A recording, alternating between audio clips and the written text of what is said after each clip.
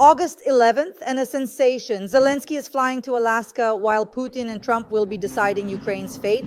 Thank you very much. Thank you very much. Behind closed doors, they're already drawing up the map, what territories to give away and what to take back. We had a very good conversation with President Putin. And now we really have a chance to bring this whole story to an end. We have found out exactly what terrorist Putin and leader Trump are proposing, who is part of the delegation, and which regions are under threat. Now we have an idea of what the Russians are demanding to end the war. These conditions may be unacceptable for Ukraine and frankly for other countries as well. But at least we have a starting point for negotiations. The full inside scoop right now. Breaking news, friends, August 11th and sensational updates. Zelensky might end up in Alaska while Putin and Trump decide Ukraine's fate. It seems that Russia is now more inclined to consider a ceasefire. The pressure is working on them. But most importantly, we need to make sure they're not deceiving anyone in the details, neither us nor the US. Behind closed doors, a secret map is already being drawn up, deciding which territories to give up and which to take back. We found out exactly what terrorists Putin and Donald Trump are proposing and who is part of the delegations. There was, well, a very useful, indeed quite beneficial and highly constructive conversation that took place. And which regions of Ukraine are under threat. A lot will depend on how much we can bring the two sides' positions closer together. I don't think it's possible to hold a meeting at the leaders' level if the countries' positions aren't close enough, because then the meeting would be pointless. So the Kremlin is seeking full control over eastern Luhansk region and international recognition of its capture of most of Donetsk. Moscow is demanding the creation of a buffer zone in northern Kharkiv region. Russia wants to secure the southern regions of Kherson and Zaporizhzhia as a land corridor to the occupied Crimea. Kyiv insists on the return of Crimea, but for the Kremlin, this is a fundamentally non-negotiable issue. On an insider map published by Western media, these very regions are shown as the subject of possible bargaining between Putin and Trump. So, who will be part of the delegation? Will President Zelensky join? Who will accompany him? New insider information, what regions are at risk right now? An exclusive analysis with top analyst Alexander Demchenko. I'm just afraid that in his excitement, Donald Trump might end up handing Alaska over to Putin, forgetting about Donbas, about Ukraine, about Europe. He might just say, "Here you go, Vladimir, thanks for coming. Alaska is yours now." It's clear that Putin will be teasing Trump. It's obvious he'll needle him with this Alaska issue. Like, it used to belong to Russia. Alaska is ours, that sort of thing. I'm not expecting any progress, although, to be honest, I was surprised. Pleasantly surprised, in fact, that Donald Trump actually managed to persuade both the Armenians and the Azerbaijanis to sign a peace agreement. But now, to be honest, they're being threatened by Iran and Russia, who are ready to bomb everything to hell over there in the South Caucasus, just to make sure Trump isn't involved there. But I would still urge everyone to wait. It's obvious that Witkoff, who you see Trump just called Witkoff the Henry Kissinger, who doesn't leak information. I don't know whether Witkoff leaks information or not. We already know that Witkoff misunderstood Vladimir Putin. We only know one more thing, that Witkoff was bribed with a cheburek. He ate chebureks in Moscow together with Kirill Dmitriev and immediately started singing a different tune. I don't know what information Trump has in his hands. It's good that Zelensky immediately said no. It's good that the Europeans have now issued a joint statement saying no, without Ukraine, nothing. There can be no discussion, no exchange can take place. Ukraine must decide its own future. You cannot close any doors for Ukraine, because Ukraine has lost a huge number of people in this war for the sake of fighting to be part of Europe and NATO, outside of Russia. And I hope that in the coming week, at least people like Kellogg, people like Rubio, and others from Trump's circle will still manage to convince him to be reasonable. As for the ultimatum, listen, it seems to me that Trump himself wanted to be saved. He was waiting for Putin to save him because Trump didn't want to issue this ultimatum in any way. In the end, he got scared himself. You know, he's like the balloon from Winnie the Pooh. Sometimes he inflates, sometimes he deflates, then inflates again, then deflates again. And we saw that he wasn't ready for the ultimatum. He wasn't ready to carry it out. He himself had doubts over the past week or week and a half, saying, well, I don't know. Will it work or not? Will these sanctions affect Putin or not? And he was waiting for some kind of action from Putin and clung to this straw. Another thing is, yes, that Putin doesn't care about any of it. On the very first day after the negotiations, in the very first hour after the talks, no matter what agreements are made between Trump and Putin, no matter what they agree on, no matter how much Trump pats Putin, his subordinate, on the shoulder, on that very day, Putin will strike Kyiv with a missile or some other kind of attack. No matter what happens. Because what does Putin want? Let me just explain to you in simple terms, friends, what this means. He doesn't explicitly say, look, I'm fully ready to completely withdraw all troops. I'm absolutely ready to fully and immediately cease all fire. I'm prepared to return all the innocent children, all the prisoners of war, all the political prisoners, and all the civilians back to Ukraine. It doesn't matter. He isn't offering any of that. He isn't offering to return any territories to Ukraine. Witkov said that he misunderstood Putin. And everyone realized that Witkov misunderstood Putin. Not Sumy, not Kharkiv, not Kherson, not Zaporizhia, none of them. None at all, nothing. What do they want? They want to get the entire Donetsk region, the whole Ukrainian Donbas, all of Ukrainian Donbas. He doesn't exclude either Kherson or Zaporizhia from his constitution, but wants to get them for free, to get them, how should I put it, without making any effort. He fully realizes that he would lose hundreds of thousands of people there, if not more, if not over 1 million more, by seizing the Donetsk region, and even then he won't capture it, and that he would be trying to capture it for years, if he even tries at all. So he wants to get it right away from Trump, to deploy troops there, amass forces, station them, build fortified areas, and create yet another line, like Surovikin Line 2.0 or something. And then, in any case, to push forward toward Kharkiv and Dnipro and Zaporizhia and so on down the list. You see, he has absolutely no intention of leaving Ukraine. He has only one goal, to make Ukraine kneel at his feet, to have everyone beg him for mercy, including Trump. The only thing, Dasha, that worries me, and well, not that I'm afraid of it, but let's say what really bothers me is this whole story with the Nobel Prize. You've probably noticed that whoever comes to Trump whenever it's about peace, right? India, Pakistan, Cambodia, Vietnam, Rwanda, Congo, or right now, Azerbaijan, Armenia, Netanyahu, all of them come and say, the prize, the Nobel Peace Prize. The Nobel Peace Prize. And everyone writes, give it to Trump, give it to Trump, give it to Trump. You see, the Nobel. I'm afraid that if Putin tells him, I'll give you the Nobel, just do what I want, Trump might just take it, and for that Nobel, sell everyone out and betray everyone. You see? But that's another matter, Dash. All right, fine. But what, is Trump the only one in the world? Well, Europe won't let that slide. Ukraine won't let that slide. Nothing will be decided without us. There was already an incident with an attempt to pressure Zelensky in the Oval Office. That shook all of America at the time. Look, let me explain something very simple to you. You mentioned the US Congress and Senate at the very beginning of our conversation. No congressmen or senators in the States will let Trump carry all this out. International agreements go through Congress, and without a congressional vote, nothing will happen. No congressmen, no senators will do anything. All of this will be blocked. But I want to tell you something else. Just wait and see if there will be any negotiations at all. Maybe they'll fall through at the last moment. Putin, after all, is illogical. Now they'll come up with new demands for him, say a meeting with Zelensky in Alaska with all three of them, or they'll say, that doesn't work, let's do it differently. Or they'll say something else. And he might just ruin them himself.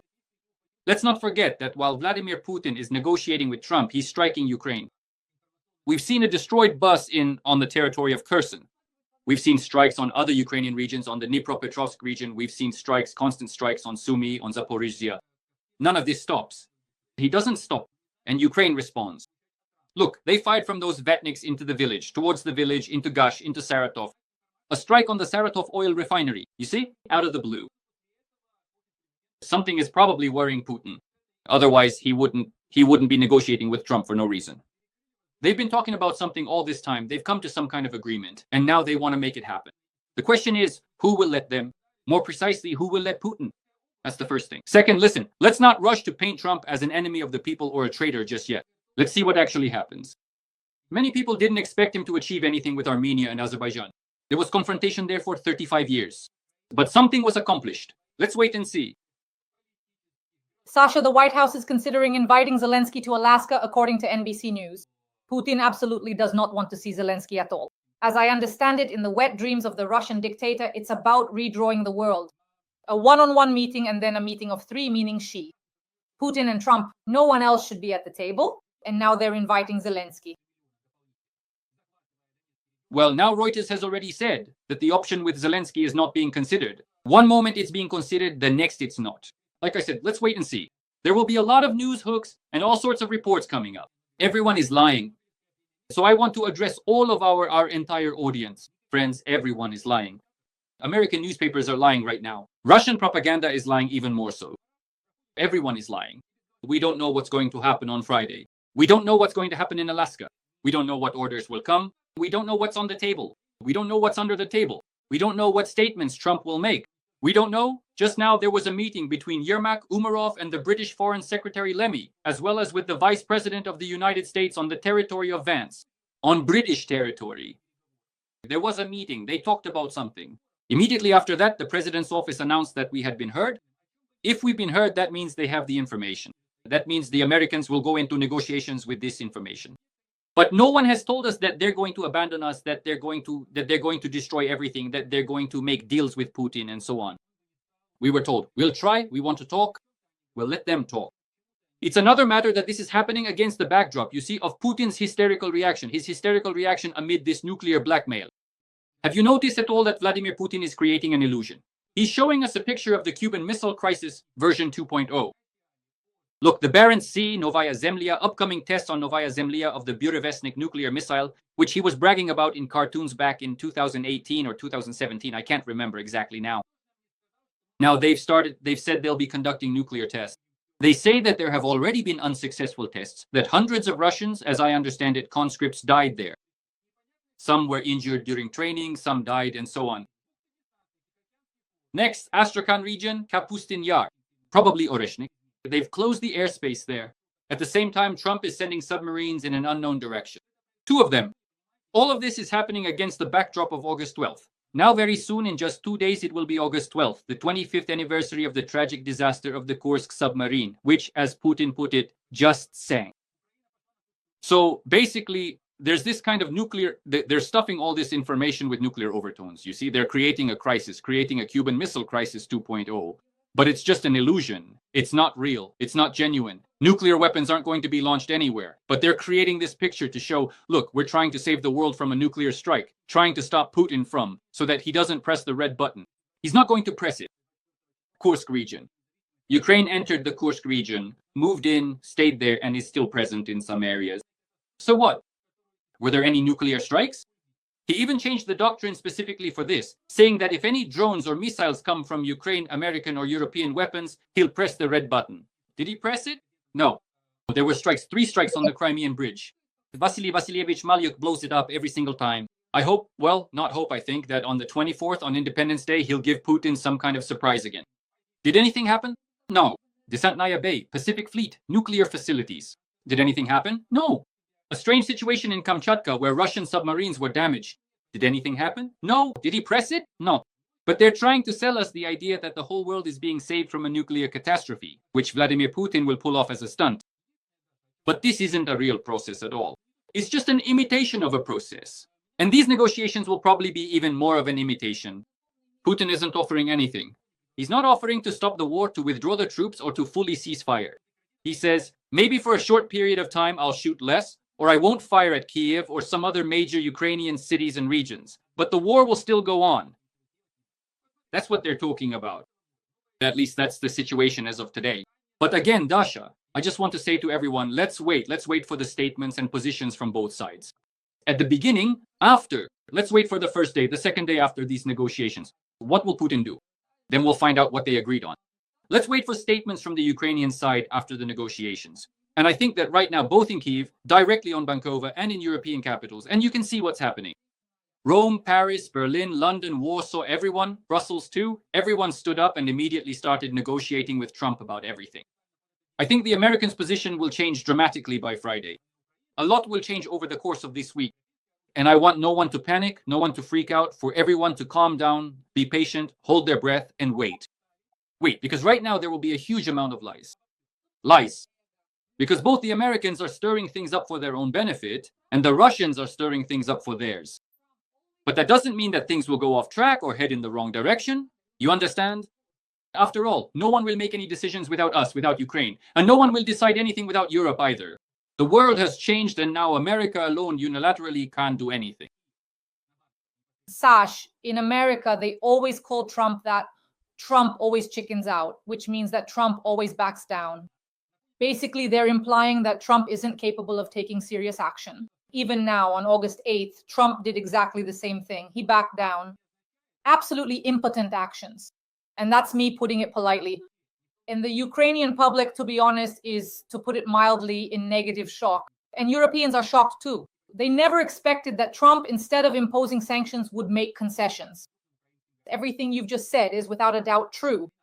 But the main question is, why did Trump even agree to this meeting in Alaska? What did he need it for? His own ego, his infatuation with Putin, the feeling of being close to him, because he's not stupid. He understands perfectly well that Putin won't give him anything there. And instead of putting pressure on him, he caved in. The question is, why did the leader of the free world, the President of the United States, simply cave in so blatantly? Because he believes that if he meets in person, instead of cutting off communication for 3 years like Biden did, he'll be able to negotiate, that their personal meeting will change everything. That's an illusion. It's his personal illusion. He thinks he can make a deal with Putin the way he used to 8 years ago, back in 2016 or 2017. That won't work. The world has changed. Putin has changed. Russia has changed. Europe has changed. Everything has changed, really. China has become stronger. Nothing will work out. It's a personal illusion. At the same time, they probably have some separate economic deal on the table. You see? Separate.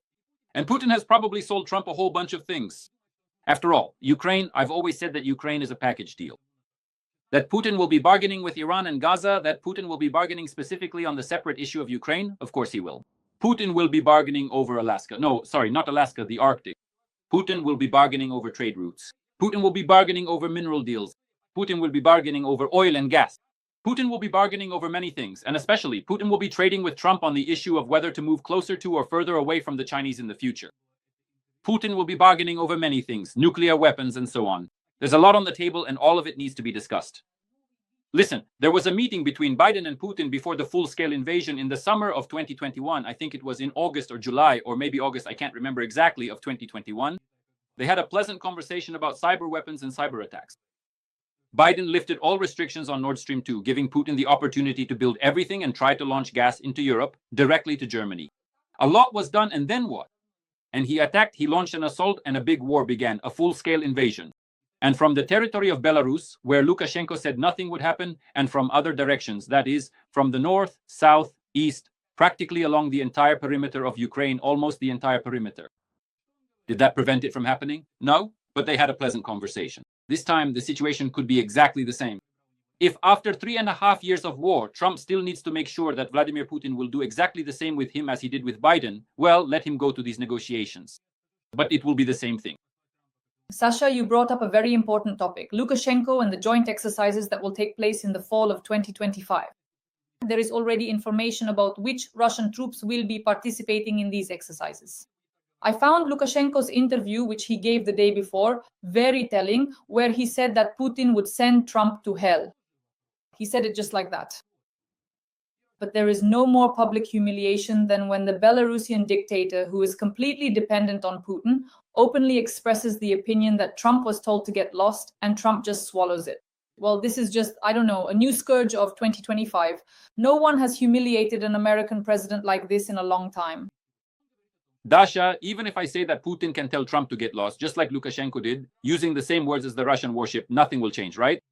But you are the president, after all, not a self-proclaimed Belarusian president, Putin's partner, who at least has to maintain some decency if Putin is preparing to meet with Trump. I would like, to focus not on Lukashenko's statements, but on why he did it. Simon Schuster, who interviewed him, made several very important statements and wrote about them. But why was it necessary to interview Lukashenko at all? So the first thing Simon Schuster wrote was, Lukashenko wanted to pay for this interview as an advertisement. Time told him that this was impossible. He himself spent a long time trying to get this interview. And Simon Schuster explains why. Simon Schuster is a person who was there, whether he was or not, we don't know for sure, during the largest scale events at the beginning of 2022, together with Zelensky. And he wrote a lot, published a book, and so on about Zelensky. I don't know whether this is true or not, fiction or not, but nevertheless. What does this journalist say?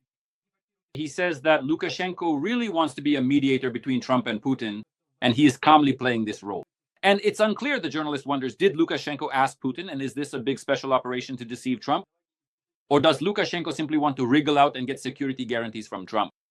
The second and most important thing in this interview, because of course you could talk about how he also called Trump a horse, a bulldozer, said he would punch NATO in the face and all the rest. Listen, Belarus has an army of 50 to 60,000 people, of which the combat-ready part, the ones who can actually do something, is probably about 25 to 30,000. Honestly, if it comes to it, the NATO countries would definitely beat up Lukashenko. All the more so, the Belarusian army won't fight on Lukashenko's side. They just won't do it. They might stand with Lukashenko against Putin, but if Lukashenko goes against NATO countries, everyone will surrender and leave. Nothing will happen. Now, as for Lukashenko's motivation going forward, his motivation is as follows: to prevent Vladimir Putin from removing him prematurely. And the second is to secure his own exit. The most important thing from Lukashenko's interview is his statement that he is ready to step down and will not run for the next presidential term. Moreover, he does not see his son Kolya as his successor. Maybe he sees him as an heir. That's also a question, but he does not see him as a successor and does not want him to be one. So he is searching and trying to find, perhaps with the mediation of the Americans, so that they can provide security guarantees outside of Putin. This is what matters most to Lukashenko, not to get entangled right now. Lukashenko does not want to fight. He does not want to get drawn into a war. He doesn't like the Zapad 2025 exercises. He doesn't like that Putin is once again stuffing the place with missiles and moving Oreshnik. And that's why he asked Putin in Valam, let's not rush with Oreshnik. We need to check everything. And also to install additional missile defense systems. Let's wait a bit. Don't rush. Don't force things. But recently he was saying that Oreshnik is absolutely necessary right now. But what happened on the territory of Valam? In this monastery, what made them suddenly change their tune and backtrack, to use Margarita Simonian's words? That's why Lukashenko wants to get off this train. He doesn't want to jump into the last car at the last minute. He doesn't need that, but Vladimir Putin is pushing him. And he is directly asking for help from Trump through this American publication, Time. Help and save me. He can say whatever he wants, Dasha, about how he'll punch someone in the face, how he'll tell Trump to go to hell, and so on. He can play along with Vladimir Putin now before the negotiations. He's cunning, he's cynical, he's bloody. But nevertheless, he wants to survive, and his regime wants to survive. They don't want to be officials of some province in the Russian Federation or in the Soviet Union version 2.0. And Lukashenko is requesting support and help from Trump. That's why there's the show, that's why the negotiations, that's why the role of peacemaker, that's why the role of intermediary and mediator. And that's why all these statements, and Simon Schuster being there, and the attempt to buy this platform for money. If Lukashenko just wanted to tell Trump to get lost, he wouldn't be asking, can I buy this platform from you to tell Trump off? You see? He has become dependent. He's afraid. He doesn't want to. He wants his family to survive, for his children to be left alone, for his close associates to be left alone, and for himself to be left alone so he can peacefully live out his old age somewhere in the United Arab Emirates or in China with the money he's transferring there. He definitely doesn't need any surprises from Putin right now. A punch to the gut. He doesn't need to lose power right now. He's ready to give it up in another 4 or 5 years, calmly handing it over to someone he trusts, just like Yeltsin did with Putin, someone who will ensure his safety and provide security guarantees, right? But he is not ready to hand over this power to the Russians, the Lubyanka, and Putin, so that they can install their own person and destroy not just the regime, but the entire Lukashenko family in the broadest sense of the word. The clan. Putin has proposed a limited ceasefire in the air and at sea ahead of the summit, according to the British magazine The Economist. The publication writes that an even bigger breakthrough is possible, a broader agreement that would outline what a frozen conflict might look like. However, there is still a significant gap between the positions of Ukraine, Russia, and the United States, as well as doubts about Putin's true intentions. What do you think? I'll say that Putin will now meet with Trump, and then he'll say he needs to think about it. They'll come to some sort of agreement, then go ask Zelensky, Europe. Trump will get there, and they'll respond with something. Then there will be another round of negotiations. Putin will invite Trump to Moscow and wait for him there. Maybe the Americans will actually show up, but most likely it'll fall through.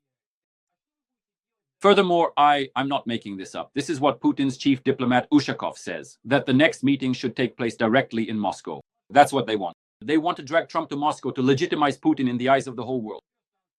Then there will be some negotiations, there will be delays, there will be a ceasefire in the air, then there won't be, then there will be a moratorium.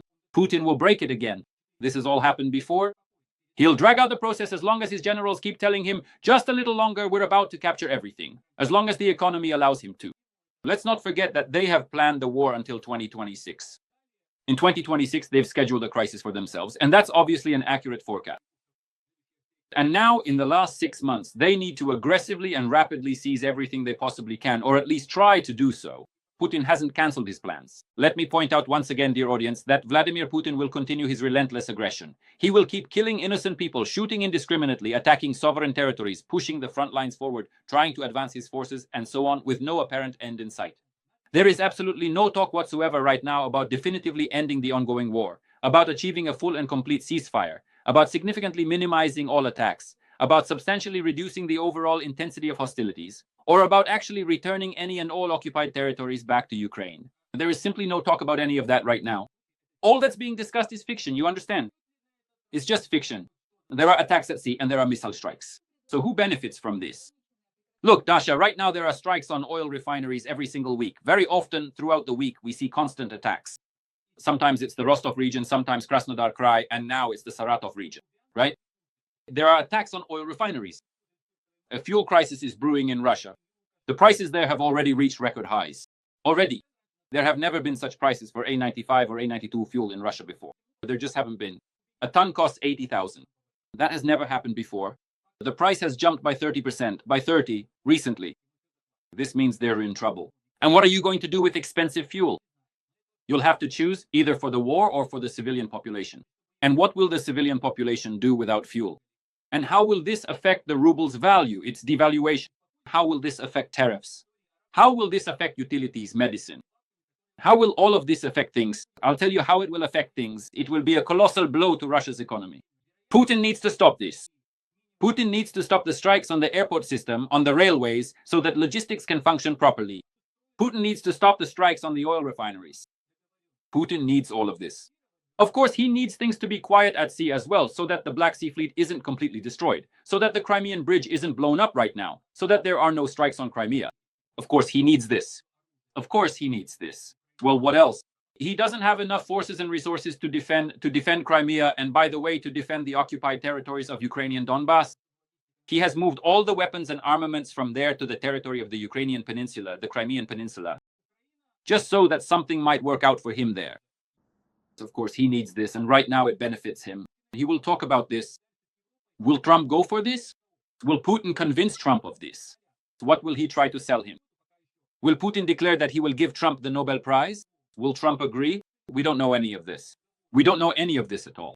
But what is obvious is that these negotiations were not prepared in a day or two or even three. That's clear too, Dasha. Negotiations between the leaders of two countries, especially ones like Russia and the US, two global antagonists, are not prepared in a single day or even a week. Most likely, these negotiations have been going on for at least half a year. They were probably developing some plans, there were likely some agreements, and the contracts and documents are already prepared. They're lying on the table or under the table, and they will be put on that table in Alaska. The question is different. Will the sides come to an agreement during the negotiations? Because it's the leaders who have to finalize things. But will Trump actually finalize the agreement? And after Trump finalizes it, what will happen next with Europe? What will Ukraine do? Will it be acceptable or not? We don't know anything. So let's not panic or get hysterical. Because in fact, no one is making any final decisions for Ukraine yet. Everyone thought Ukraine wouldn't make it in February of 22. But Ukraine went ahead and kicked the Russian Federation and it's occupying its stinking troops out of a huge amount of territory. And Ukraine continues to stand its ground and strike Russian territory. And no matter what, the board has flipped. And it's Putin who can't keep up with the arms race. It's Putin who needs Ukraine not to strike Russian territory with missiles. It's important to Putin that Ukraine is not in NATO or the European Union. What Putin really wants is for Ukraine not to have a developed army and for its army to be reduced. And why is that? Because as it turns out, the Ukrainian armed forces, Ukraine's capabilities, the Ukrainian defense industry, Ukrainian intelligence services, and the security forces as a whole, the entire security bloc, pose a colossal threat to Russia, as it turns out. And Putin wants to avoid this. This scenario is extremely disadvantageous and unnecessary for him. And there's another point, Dasha. Let's imagine a situation. There's an economic collapse in Russia. Ukraine is striking. The US, let's say, continues to provide support. They couldn't come to terms with Putin. Europe has started an arms race. How long can this go on? We talked about Trump and his ultimatum, how he inflates like a balloon and then deflates. And what will happen to Putin and his regime? How will he deflate if everything goes to hell? He doesn't have much time left. That's why he's pushing things so hard. You must have noticed for a long, long time, he didn't hold any negotiations, didn't agree to talks, didn't attend any meetings that were offered to him right away. So what changed?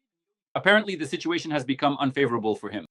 Most likely, the situation has become critical for him, and he realized it, and so did his inner circle. The other thing is that people like Witkoff and perhaps to some extent Trump still don't realize that they hold all the Trump cards. And as for Vladimir Putin, all he has is a bunch of riffraff that he tries to pass off as Trump cards, bluffing at the poker table. Friends, of course, Sasha and I will meet again after the summit and discuss the results of the Trump-Putin meeting in Alaska. In the meantime, write your guesses. Do you think the meeting in Alaska will take place on Friday? Who will be there? What agreements will be reached? How will the world react? In the comments, write a few kind words in support of Ukraine and let us know where you're watching our tandem from. A few warm words for our tandem as well. We work for you twice a week. And on my YouTube channel, on Dmitry Gordon's channel, the well-known top analyst Alexander Demchenko. Sasha, thank you so much. See you then on next Tuesday. Thank you. Goodbye.